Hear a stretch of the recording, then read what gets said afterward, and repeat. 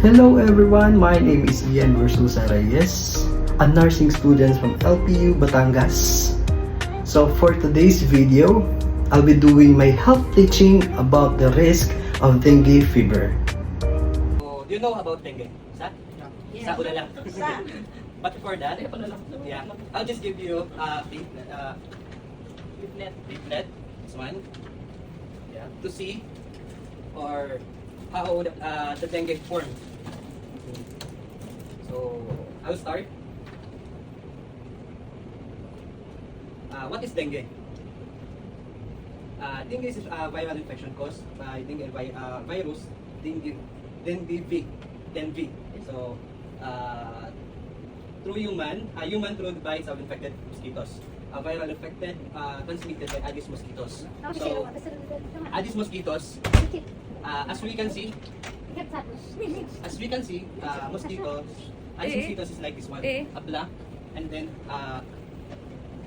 there is a white strips, and then at the back there is also a white. So, Activa. Saan ba natin makikita yung Aedes mosquitoes? Yung dengue. So, in a tropical or subtropical climate. So, ibig sabihin, in forest, pwede natin makita yung mosquitoes, dengue, as we call. And then, we can also at home. So, dengue infection, asymptomatic, produce only mild illness. Occasion case, more severe cases. It can cause also death, dengue. So, prevention and control dengue will give vector control that we know specific treatment for dengue. Severe dengue is really detention, access to proper medical care greatly for lower fatality rate for severe dengue. So, pag nagkaroon tayo ng dengue, hindi lang fever yung magkakaroon. It cause also headache, body ache, nausea, and rash. How the dengue spread? So dengue spread mainly because mosquitoes lay eggs in clean, stagnant water. We can find it in stagnant canals, even a dark site at home. We can see mosquitoes. So, the process of mosquitoes, the stages of mosquitoes, from egg to adult. So, I will show you a video how the life of mosquitoes. So, from egg,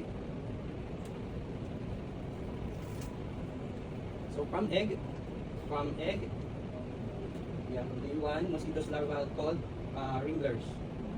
Yeah. So, become egg.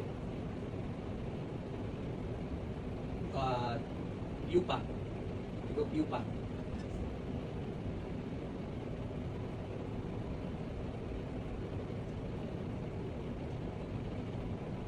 The pupa become larva. So, from larva can transform to mosquitoes na, adult mosquitoes. Day 6. Mosquito starting at position. Yeah.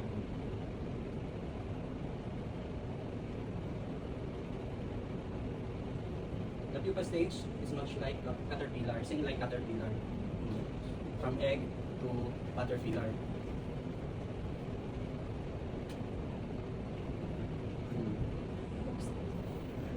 So, ito po yung lamok. Become adult. So, female can lay eggs. So, sila po yung nagpaparami ng mosquitoes.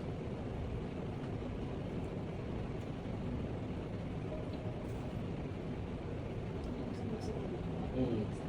2 weeks. Oh. Ganun sila magparami. Not like people. 9 months.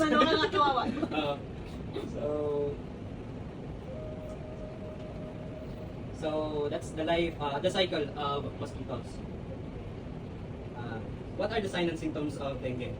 So the signs and symptoms of dengue, most people dengue have mild or no symptoms, and it will get better in 1 or 2 weeks. Rarely, dengue can be severe and lead to death. So the signs and symptoms: high fever, headache, eye pain, muscle and joint pain, nausea and vomit, and rash. So fever. Fever is a high fever in dengue reach 40 Celsius. That's febrile already. So fever. Headache is typically a severe frontal headache that often includes pain behind the eyes, which can worsen with eye movement. So pag may tayo headache is may hirapan na tayo, di ba? May hirapan na tayo tumingin sa kaliwa or kanan, even down. So eye pain. It seems like not a conjunctive, May po na naman may IT. Siguro kasi mag-headache ka. headache, yeah. Headache Yung and pero then, sa fever, yung alien sa kanina. And then, eye pain pag fever. it's not like a conjunctive Conjunctivitis. conjunctivitis na as a short intense pain located behind the eyes, a retroorbital pain. So masakit. Pain can intensify with eye movement, bright light. So looking the screen. So if you can see our cell phone, masakit talaga kasi muscle pain, muscle and joint pains, severe pain in muscle joints, which can be presents as significantly impacted activities. So to manage the pain, patient should get rest, stay hydrated, and take acetaminophen. So sometimes if we have dengue, we don't know that what is dengue. Or sometimes you're taking a medication to treat self first. So di natin alam. So nagtitake tayo ng acetaminophen sometimes. Yes, taking another pain management techniques can be discussed with the healthcare professional. If that one happens, severe, a mild pain na, maybe we can take a look at professional. Go to hospital to see. Baka kasi iba na yan. Nausea and vomiting are common symptoms of dengue fever. Vomiting and other warning signs like bleeding gums and severe abdominal pain indicate a potential progression to severe dengue requiring immediate to medical attention. So, vomit, baka kasi bleeding sa loob, bleeding gums and severe abdominal pain. So, mahirap magkaroon ng dengue. Mababa ang platelet, fever, headache, focus staying dehydrated, hydrate by drinking plenty of fluid. So that's the first. Electrolytes like Gatorade, Pocari Sweat, yes, that one can help to rehydrate. And some take a rest. You need to take a rest. So rash. So a dengue fever rash typically appears 2 to 5 days after the fever starts and beginning of flat red patches. Potentially become something like measles. It's like measles. This one. Mga maraming pantal-pantal. So initial stage rashes. Start of flushing blotchy red skin. If you touch the skin, there is a red. Parang may, ano ba yan? May marka. Pink ba yan? Pink. So that's the rash. Abdominal pain. Abdominal pain is common symptoms of dengue fever, and it is a critical warning signs that can indicate progression to severe disease. So we have, of course, also the dengue is abdominal pain. What to do? Seek medical attention immediately. If you have experienced abdominal pain, particularly with other warning signs like persistent vomiting, persistent lethargy. So ano ka na talaga? Baka nangihina ka na. So, seek healthcare provider right away. Bleeding. Bleeding was also mild severe, indicate the sign like nosebleeds, bleeding gums, and small purple spots under the skin. Yeah. What to do? Do not take a certain medication. Why? More bleeding, more risk. More bleeding, more risk. So, do not take aspirin, ibuprofen, as they can increase the risk of severe bleeding. Paracetamol, it's okay, I think. Paracetamol and acetaminophen as a safer option for pain relief lang. But aspirin, seek immediately. Seek hospital. Go to hospital immediately if that happen. Hydration, drink plenty fluid to stay hydrated, but be aware excessive intervention fluid can be dangerous in severe cases. Medical professional will be monitor fluid balance carefully. So if that happen, go to hospital again. So another, letter G. Letter G is a chance of alertness, particularly with other symptoms like confusion, cold limbs, other drop in blood pressure, a typical warning sign of severe dengue. So, pinanghina ka na talaga dito. So, even to touch anything, hindi mo na maano, kasi hina ka na talaga eh. Seek immediately to monitor. Professional to monitor. So, another treatment for dengue. This is currently not a specific medication. Direct treatment for dengue treatment causes on supportive management to relieve symptoms, prevent dehydration, and manage potential complications. So, no specific treatment. So, pag pumunta tayo sa hospital, they can do the things. Just to cope the dengue, the virus. Ano the virus? The disease. So, in Philippines, sa Pilipinas, yung pangunahin natin para tayo is tayo, di ba? May nilalaga tayo. O yung mga herbal medicine. So two plants commonly used in Philippines for helping the dengue symptoms, especially increase the platelet count. It also increase the platelet. Sore eyes? Hindi. Hindi. Two herbal remedies for dengue. But this one, two herbals is not, hindi siya approved by DOH pa. Still process na maging herbal, maging gamot siya sa dengue. So, tawa-tawa is known as gatas-gatas. This plant has a folklore. So, hindi ko alam to eh. Kasi yung kapatid ko, nagkaroon din ng dengue. Oo. Ito yung ginamit. Oo. Nilaga lang siya. Nilaga. Yung dahon? Oo. Nilaga lang dahon. Hindi yung buong yung buong pati yung stem. Pati yung stem. Nilaga lang siya.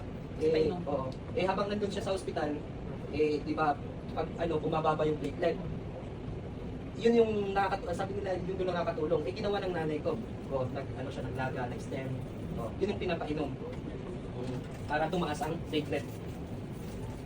So, this plant is not officially approved by DOH. Another one is papaya leaf. So, called Carica papaya. Carica.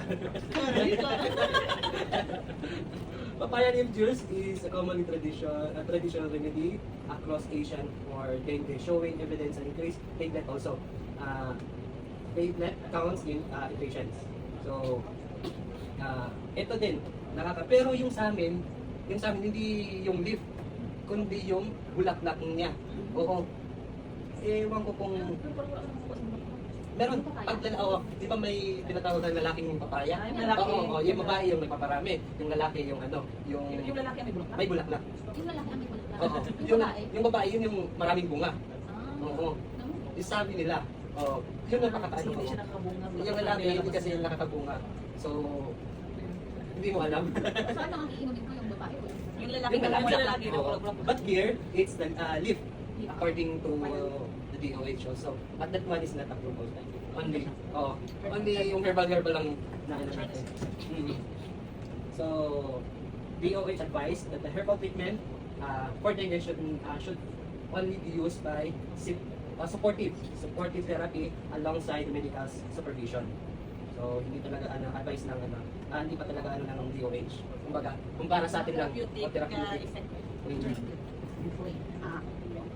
So, another risk factors in the home and community. Notice several things that increase the risk of dengue. So, we can see the mosquitoes and stagnant water in container. So, pails, basin, drums, water left covered allow Aedes mosquitoes lay eggs. So, if that one happened like this one, full of water, if you put uncovered, it will lay eggs. So, magkakaroon talaga ng mosquitoes. So, stagnant water also. Kung saan lang may maraming tubig, doon siya mag-lay egg. Block drainage canal, improper waste disposal also can lay eggs. Moist. So, unclean surrounding. So, sa mga taniman, pwede din. Dark side. Dark side, humid. Humid corners inside the house. This one. Garden. Oo. Doon sa kasuwalis. Pwede din no? So, prevention and control, the DOH 4S strategy. So, first is to search and destroy mosquito breeding sites. So, as we can see, kung meron tayong container na full of water na hindi covered, ano natin, itapon. Oo. Even the tires also, there is water, itapon kung hindi covered. Drums, pails, water storage, clean room, gutters, mga sa bubong, drainage. So another self-protection measures. Protect yourself, family, community from mosquito bites. So prevent. This one I think we must wear. If you're inside, you're having matutulog ka na, wear, ano ba yun, yung mosquito net, to prevent mosquito bites. Or wearing long sleeves, or lotion, so anti-mosquitoes. Of lotion, mayroon naman tayo. And another, seek early consultation if we have dengue. Wag na natin iantay pa na lagnat lang yan. Oo. Pero yung lagnat niya is may pantal-pantal na. Nagsusuka na, may bleeding na. No, we need to seek immediately medical treatment. Support fogging and spraying during outbreaks. So, participate. Kung meron sa inyo fogging, participate doing the things na may ikabubuti din sa inyo. Kasi dengue is cause death. Serious issue. So another, what the family can do, keep the home environment clean.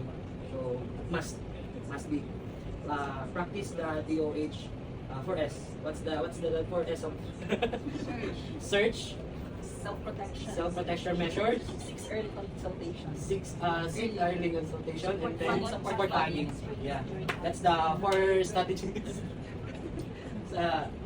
Protect children also, because we don't know. Most common is children. Saan magsusuot? Kung saan magsusuot, pupunta doon sa sulok. Hindi agad kung pagdating sila parang hindi lagi makapay. Oo. Kumbaga, ano na lang sa kanila, hayaan na. Oo. Hindi nila alam na pala yun, viral yung dengue. Spend community and hydration. So, drink more waters to rehydrate. So, So participate community clean up drive. Note the warning sign and severe dengue. So as I mentioned, the warning sign and symptoms of dengue. Practice proper waste disposal also, and create a dengue watch checklist at home. Kumbaga, this one, mag-ano tayo, ito yung araw nito, pwede tayo mag-clean up drive, check natin to. So, just to be secure. And that's it. If the mosquito breeds, and then you will breed. Thank you so much. Sir, Yes? when I was like in high school, I had dengue. Ah. You know? Mm. I had body ache, fever, Mm. and then my mom brought me to my pedia. Ah. And then they didn't suspect dengue yet. Mm. But at that time, it's like uso ang dengue. So they don't know yet if it's dengue. Mm. So what they did to me, you know the BP cuff? They took my BP, and then for example, my BP is like 120/80. They add it together, 120 plus 80 equals 200 divided by 2. And then you have to inflate the blood pressure cuff to 100. And then for 5 minutes, I think, after 5 minutes, the PK or petechia under the BP cuff appears. So that's the hallmark sign of dengue. Because if you have low capillary, if you have low platelet, your capillaries are permeable. It's like delicate, mabilis mabilis magputok-putok. Putok. So yun ang cause ng petechia. So meaning hallmark sign ng dengue is petechia or petechia. Yun. So sabi ng lab test kami, platelet ko mababa kasi ang platelet 150 to 450,000 yun. Yung Normal. I think 90 lang after 80. So advised ni doc ipa-admit ko. Pero we have a family doctor din na we have yung sinabihan kami, in-advise kami na uminom ng maraming Yakult. Maraming Yakult, yung mga ice cream na vanilla, yung mga white, mga probo white. Immediately yung mama ko nagbili ng napakadaming Yakult. Hala, inom. Hindi ako na-admit. Nang dahil sa Yakult. Kami, patient. And then, after no, kami ulit extraction. Tumaas platelet ko, no need na for admission. Excuse me, sir. So, isa sa Yakult. Yakult also. Yung lacto o probiotic. So yun lang ang may share ko kasi I had dengue before. Hindi ako na-admit. Yung fruits lang. Fruits, Gatorade, electrolyte, yung gano'n. Tapos okay na. Thank you for sharing this one. Thank you for what? Ayun lang ang may share ko. Kaya okay lang naman. Kasi yung kuya ko, din na dengue din siya. Yung lang naman, herbal lang. Pero yung mga ganun, tawa-tawa, ganun, papaya. Yun lang naman. Thank you for sharing, sir. Thank you so much also for your valuable time. Pasada na. Thank you. Thank you. 95 Ganon, na rin. may evaluation ako. Sige. You will evaluate the later the presenter. So this one, This prevention strategy can use the community to stop the dengue outbreaks. Remember, the 4S strategy helps the community to prevent dengue. Number 1, search and destroy mosquito breeding site. Number 2, self-protection. Number 3, seek early consultation.